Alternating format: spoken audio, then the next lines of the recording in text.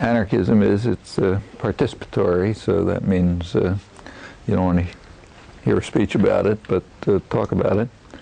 And I agree with that, with what I assume is the understanding on that, so I won't say much.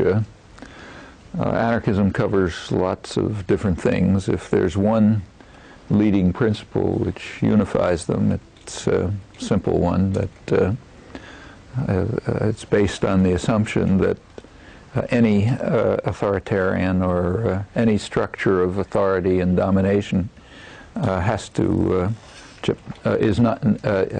justify itself. None of them are self-justifying, whether they're in individual relations or international affairs or the workplace or whatever.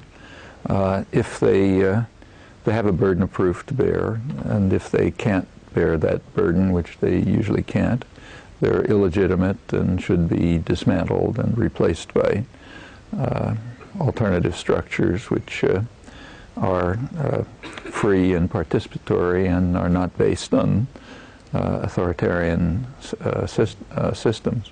Sometimes they can be justified, so it's not that it's always impossible.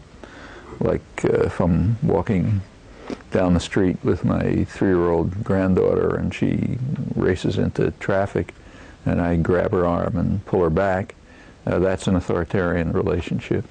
But if challenged, as I think it wouldn't be hard to give a justification for that relation of authority. And there are others where maybe you can give a justification for it. But it's usually not easy.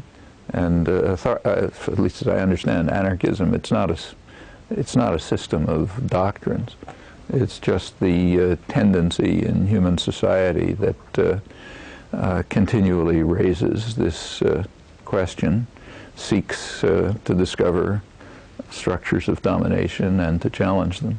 When you find some, you usually find others that you hadn't noticed before. It's kind of like mountain climbing. You climb one peak, and to your surprise, there's another one behind that you hadn't thought about. And it goes right through history, making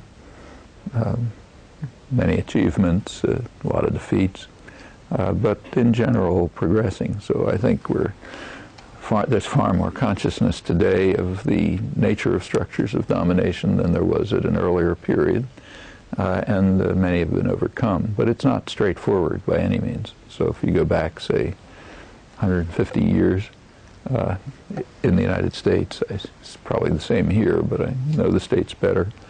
Go back 150 years to, say, the area where I live, eastern Massachusetts, the center of the Industrial Revolution, beginnings of the Industrial Revolution. At that time, the mills were being formed around Boston, and they were bringing in working people, what were called factory girls, young women from the farms, Irish workmen from downtown Boston, working in the Lowell and Lawrence mills, and they had a very free and lively press at the time, which they themselves ran. This was before the period of commercial press domination, and the general press was much more diverse and much more free and much more lively than it's ever been since. It's probably the peak period of freedom of the press in the United States and also in England. And the press is quite interesting. It was written by the participants. Their assumptions are what are relevant here.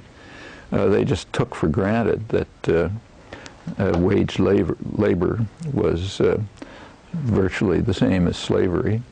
No big difference. They had no influence from European radicalism. Never heard of Marx. Nothing of this. It's just the ordinary assumptions of people who think reasonably about the world.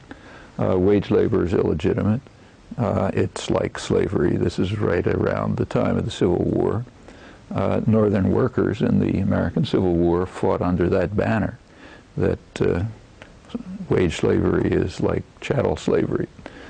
In fact, it was even the position of the Republican Party. It was a fairly mainstream position. Even got editorials in the New York Times about it, believe it or not.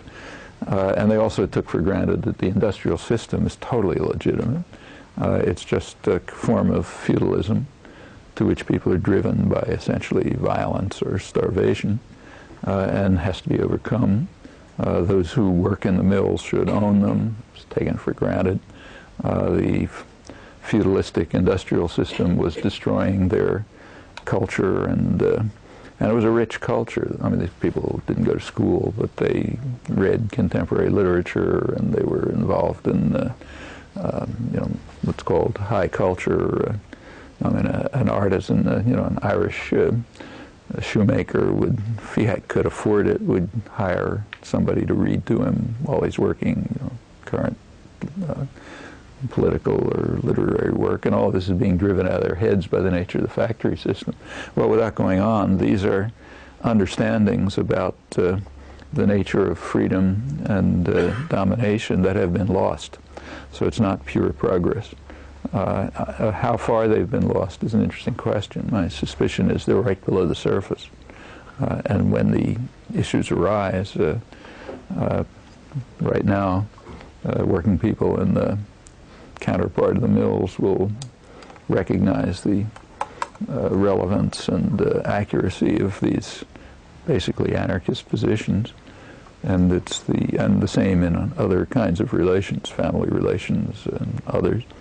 And it's those who are anarchist activists are trying to discover for themselves just what all of this means, and as far as they can interact with others to try to help them discover it too, and commonly decide on ways of dealing with it. That's anarchism as I understand it.